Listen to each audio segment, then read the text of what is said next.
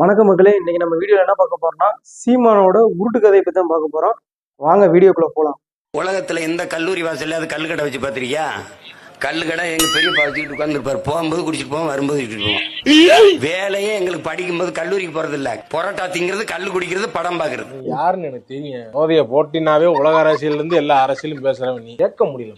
போதை இல்லாம கேட்க முடியல. டென்ஷனா டக்குன்னு கேட்டதுக்கு அடிச்சிருவேன். நம்ம பொதுவாகவே கோயிலுக்குலாம் போனோம் அப்படின்னா மேக்ஸிமம் வந்து நம்ம நான்வெஜ் வந்து சாப்பிட மாட்டோம். கோயிலுக்கு போறோம்னு தெரிஞ்சாலே நம்ம வந்து நான்வெஜ் சாப்பிட மாட்டோம்.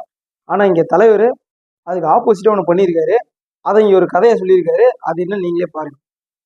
எல்லாரும் நீங்க முருகன் கோயிலுக்கு போனா என்ன பண்ணுவீங்க? நாங்க என்ன பண்ணுவோம் தெரியுமா?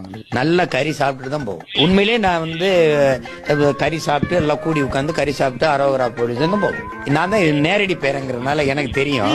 எப்படின்னா வேலை வச்சு வேட்டையாடி சாப்பிட்ட நம்ம பாட்டுனுக்கு என்னடா வெள்ளரிக்காய் வாடா ஒன்னும் கோச்சுக்க மாட்டாப்லடா அப்படின்னு தான் நாங்க போவோம். அது மாதிரி ஒவ்வொருத்தருக்கும் ஒரு தலைவர் வந்து ஒரு ஏர்போர்ட் போகும்போது அங்க இருக்க ஆர்மி மேன் என்ன பண்ணிட்டாங்கன்னா ரவுண்ட் அப் பண்ணிட்டாங்கம்மா. அதுல ஒரு கதையை வந்து உள்ள கொண்டு வந்திருக்காரு.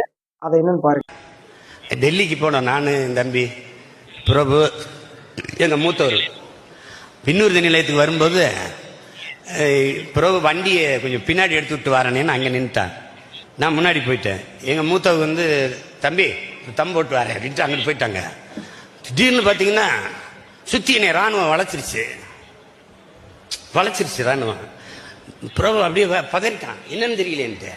எங்கள் மூத்தவர் அப்படியே கட்ட பாதி அப்படியே நிற்கிறாரு. என்னை சுற்றி நின்றுட்டு கட்டி பிடிச்சேன். அண்ணா ஒரு ஃபோட்டோண்ணா, அண்ணா ஒரு செல்ஃபினா.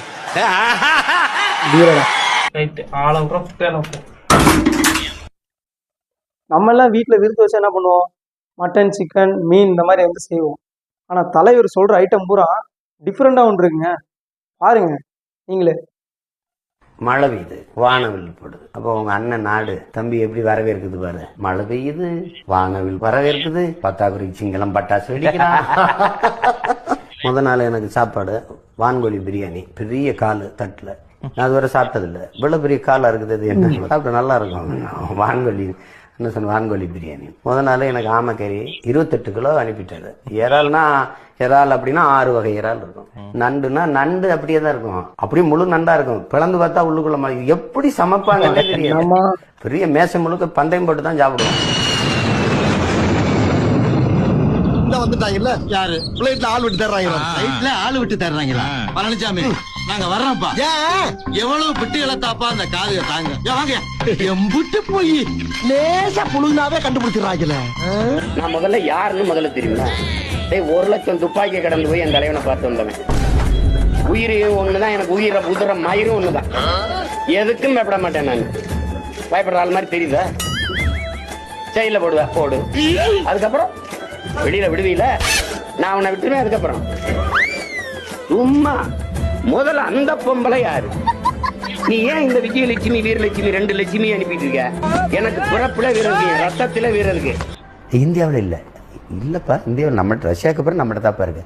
அப்ப இந்தியாவில் AK-74 சுட்ட ஒரே ஆள் நான் தான் இருக்கேன். ஒரு கட்டி பிடிச்சோன்னே உங்க அண்ணன் சொல்லுங்க, பத்திரம் தமிழகத்தின் தளபதி அவரு, பத்திரம் அப்படின்னு இருக்காரு.